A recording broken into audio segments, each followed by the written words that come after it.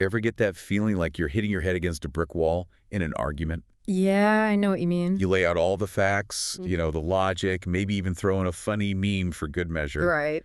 and the person you're talking to, they don't budge an inch. It can be super frustrating. It really is. Makes you wonder why we even bother sometimes. Well, the thing is, changing someone's mind, it's not really about winning a debate, you know?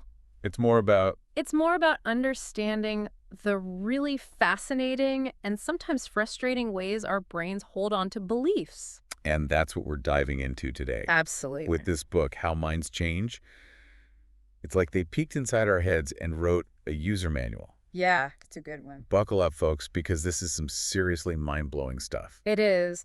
And one of the first things to wrap your head around is this thing called the certainty mechanism. Okay, certainty mechanism. Basically, our brains, they crave certainty. Like we crave, I don't know, coffee in the morning. I feel that. It's like this primal need to simplify the world around us, even if things are really complex. So we latch onto one explanation, even if it's not the whole picture. Exactly. It's Yeah. like our brains are looking at life through those old school 3D glasses. Oh, like choosing to see one image, even if it means blocking out the other one.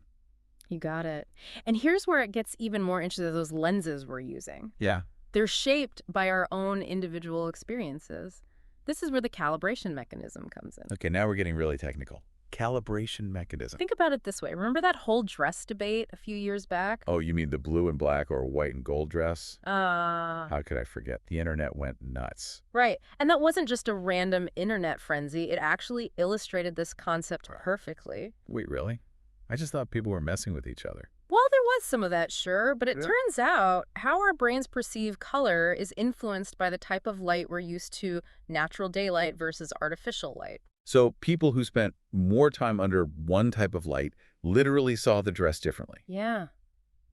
Wild. It is. So Yeah. you're telling me my perception of reality could be totally different from someone else's Right. based on our past experiences. Exactly. And this whole seeing the world through our own lens thing, Yeah. it gets amplified when you bring social groups into the mix. Oh boy, here we go. Yeah. We're wired to fit in with our tribe, right? Right. And that can make us incredibly defensive of beliefs that align with that group identity. Even if those beliefs are, not exactly accurate. Even then, Yeah. the book talks about this study on 9/11 conspiracy theories.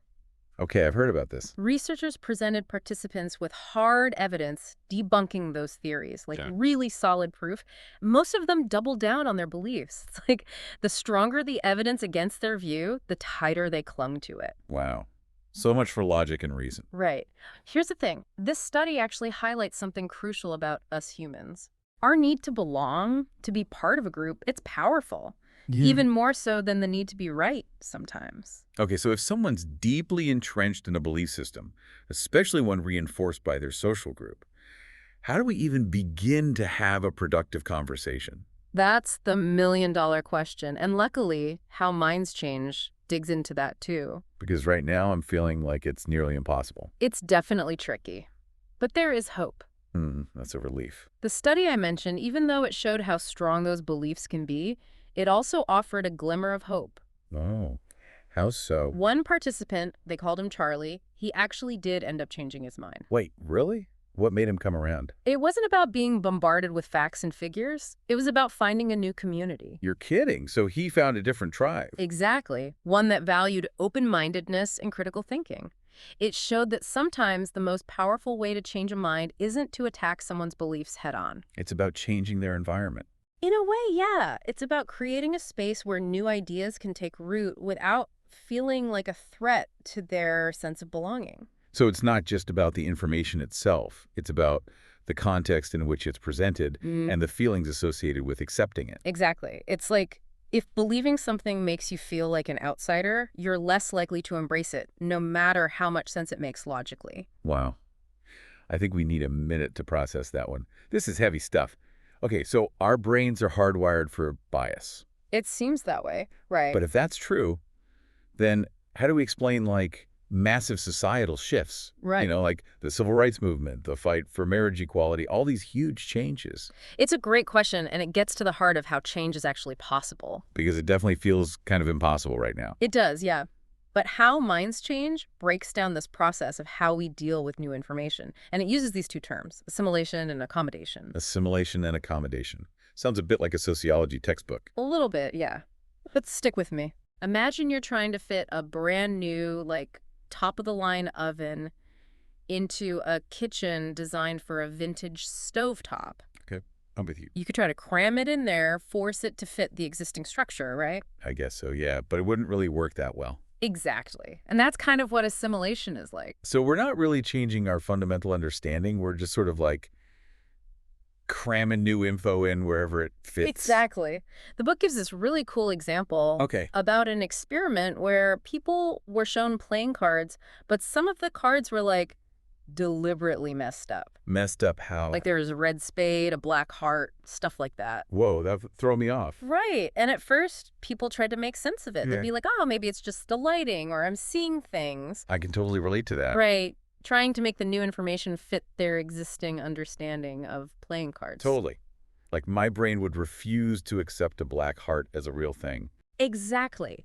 But here's the thing. As they saw more and more of these weird cards, eventually they reached a point where they couldn't ignore it anymore. Oh, and They had to accommodate this new information, fundamentally change their idea of what a playing card could be. Okay, I'm starting to see how this connects to like bigger changes. Right. It's like those small ignored things. They're like those weird playing cards gradually adding up until they can't be ignored anymore. And that's when real change happens. Exactly. Think about a time your perspective on something drastically shifted, like maybe a relationship or a belief you held for a long time. Oh, yeah. There were probably all those little signs along the way, but you were assimilating, trying to make it fit. And then boom, everything changed. Exactly. It reached that tipping point. So is there like a magic number? Like Yeah. how much contradictory information does it take to create that shift? Well, studies have actually looked at this. No way. Yeah. And it seems like it takes hitting around 30% contradictory information to really prime our minds for a significant change. 30%.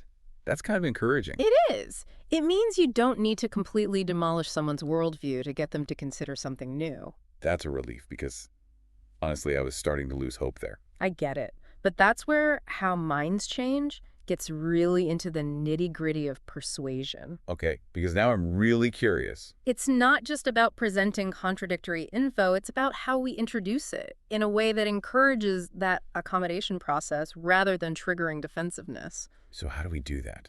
How do we get people to really listen and maybe even change their own minds? Yeah. Okay, so we've established that changing minds is a bit of a delicate dance. It's a good analogy. You got to be careful, strategic, Absolutely. not just like bulldoze in with all the facts and figures. Right. It's not about force-feeding information. So how do we actually encourage that shift, that accommodation, without making people defensive? Well, that's where how minds change introduces this really fascinating technique called deep canvassing. Deep canvassing. Okay, that sounds intense. It's not as intimidating as it sounds. Okay, good. It's really about shifting the goal of the conversation. How so? It's not about winning an argument. It's about creating a space for genuine dialogue. So less about proving a point and more about understanding. Exactly. It's about guiding the other person on a journey of self-discovery, basically. I like that. So where do we even begin with this deep canvassing? It often starts with uncovering gaps in someone's knowledge, and this is a bit counterintuitive. Okay, how so? People often mistake strong opinions for deep knowledge. Oh yeah, I've definitely been guilty of that myself. We all have. But deep canvassing, it starts by gently revealing those blind spots, those areas where someone might think they've got it all figured out, but when you really dig in. There's more to the story. Exactly. So how do we approach that? Like, how do we point out those blind spots without, coming off as condescending or judgmental? It's about asking the right questions, the kind that encourage self-reflection rather than defensiveness. Okay, so instead of just hitting them with facts and figures, we should be asking thought-provoking questions that get them thinking for themselves. You got it. It's like that old saying, give a man a fish and you feed him for a day. Teach a man to fish and you feed him for a lifetime. I like that. It's about empowering people to arrive at their own conclusions, which makes them much more likely to embrace those new perspectives. That makes a lot of sense. But we've talked about how logic isn't always the driving force behind our beliefs. True. So how do we address the emotional component? Because that feels like a whole other beast. You're absolutely right, and this is where deep canvassing really shines, I think. Okay, how so? It acknowledges that our deepest beliefs are often intertwined with personal experiences, with emotions. So it's about connecting on a human level. Exactly. It's about understanding the why behind someone's beliefs, not just the what. I'm reminded of that story from the book about the pro-choice canvasser. Oh, yes. Powerful story. Instead of arguing, she showed a video about a woman facing a really tough decision about an unplanned pregnancy. And that's the thing about deep canvassing. It's about recognizing that behind every strongly held belief is often a deeply personal story. It's about empathy. Exactly. When we tap into those emotions, when we create a genuine human connection, we open up the possibility for real, meaningful dialogue, and that's where true change can happen. This has been incredibly insightful. It's a fascinating stuff, isn't it? It really is. So the big takeaway for me is this. Changing minds. It's not about winning an argument. It's about understanding. It's about empathy. And sometimes it's about helping someone see the change for themselves. Perfectly said. It's a journey, not a battle. And if we approach these conversations with curiosity, with a willingness to understand, we create the potential for real, lasting change, both in ourselves and in the world around us. That's it for this deep dive. Until next time, keep those minds open, keep asking those questions, and remember sometimes, the most persuasive voice is the one that listens the most.